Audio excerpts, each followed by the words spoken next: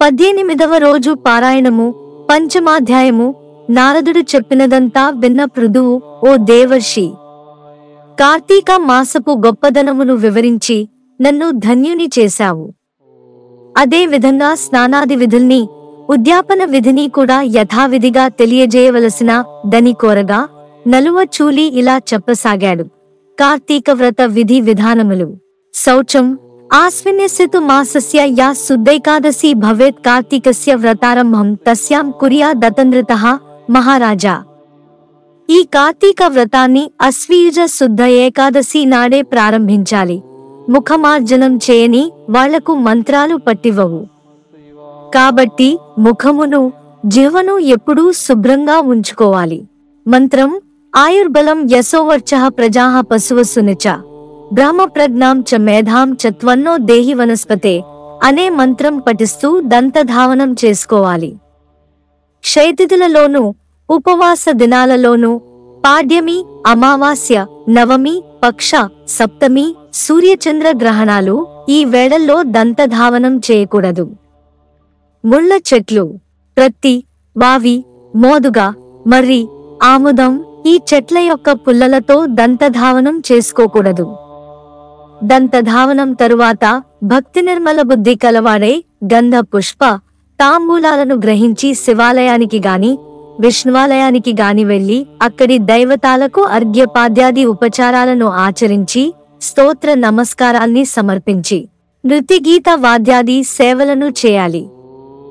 దేవాలయాలలోని గాయకులు, వర్తకులు, తాళం మృదంగాది వాద్య విశేష విద్వాంసులు వీళ్లందర్నీ విష్ణు స్వరూపులుగా భావించి పుష్పతాంబూలాదులతో అర్చించాలి. కృతయుగంలో యజ్ఞం, ద్వాపరంలో దానం భగవత్ప్రీతికరాలు కాగా, ఈ కలియుగంలో భక్తియుతమైన సంకీర్తనం ఒక్కటే ఆ భగవంతునికి సంతసాన్ని కలిగిస్తుంది. హరిహర దుర్గా గణేశ సూర్యారాధనలకు ఉపయోగించకూడని పువ్వులు, ఓ రాజా: దిరిసెన, ఉమ్మెత్త, గిరిమల్లి, మల్లి, బూరుగ, జిల్లేడు, కొండగోగు వీటి పుష్పాలుగాని తెల్లటి అక్షతలుగాని విష్ణువును పూజించుటకు పనికిరావు. అదే విధంగా జపాకుసుమాలు, మొల్ల పుష్పాలు, దిరిసెన పువ్వులు, బండి గురువింద, మాలతి పుష్పాలు ఇవి ఈశ్వరుడిని పూజించేందుకు తగవు. ఎవరైతే సిరి సంపదలు కావాలని కోరుకుంటున్నారో అటువంటి వాళ్లు తులసీదళాలతో వినాయకుడిని, గరికతో దుర్గాదేవిని, అవిసె పువ్వులతో సూర్యుని పూజించకూడదు. ఏ ఏ దేవతలకు ఏ పువ్వులు శ్రేష్టమైనవో వాటితోనే పూజించాలి. అలా పూజించినప్పటికీ కూడా మంత్రహీనం, క్రియాహీనం, భక్తిహీనం సురేశ్వర యత్పూజితం మయాదేవ పరిపూర్ణం తదస్తుతే. ఓ దేవా, మంత్రక్రియాదిక లోపభూయిష్టమైనప్పటికిని నాచే చేయబడిన పూజ నీకు పరిపూర్ణమైనదగునుగాక అని క్షమాపణ కోరుకోవాలి. ఆ పిదప దైవానికి ప్రదక్షిణ నమస్కారాదులను ఆచరించి పునః క్షమాపణలు చెప్పుకొని నృత్యగానాది ఉపచారాలతో పూజను సమాప్తి చేయాలి. ఎవరైతే కార్తీక మాసంలో ప్రతిదినం రాత్రి శివపూజను గాని విష్ణు పూజను గాని ఆచరిస్తారో వాళ్లు సమస్త పాపాల నుండి విడివడిన వాళ్లయి వైకుంఠాన్ని పొంది తీరుతారు. పంచమాధ్యాయ సమాప్త. 5వ అధ్యాయము సమాప్తము. షష్ఠాధ్యాయము. నారదుడు చెబుతున్నాడు: రాజా, మరింత వివరంగా చెబుతాను విను. వ్రతస్థుడు మరో 2 ఘడియలలో తెల్లవారుతుందనగా నిద్ర లేచి శుచియే నువ్వులు, దర్భలు, అక్షతలు, పువ్వులు, గంధము తీసుకుని నది వద్దకు వెళ్ళాలి. చెరువులలో గాని, దైవనిర్మిత జలాశయాలలో గాని, నదులలో గాని, సాగర సంగమాలలో గాని స్నానం చేస్తే ఒకదానికంటే ఒకటి 10 రెట్ల పుణ్యాన్నిస్తుంది. ఏ పుణ్యతీర్థంలో స్నానం చేసినా అంతకు 10 రెట్లు ఫలం కలుగుతుంది.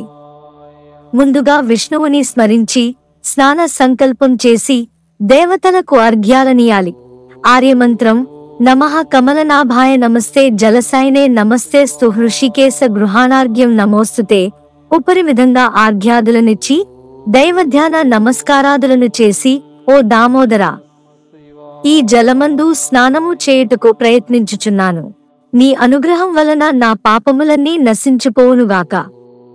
హే రాధారమణ, విష్ణు కార్తీక వ్రత స్నాతుడగుచున్న నా అర్ఘ్యాన్ని స్వీకరించుదువుగాక.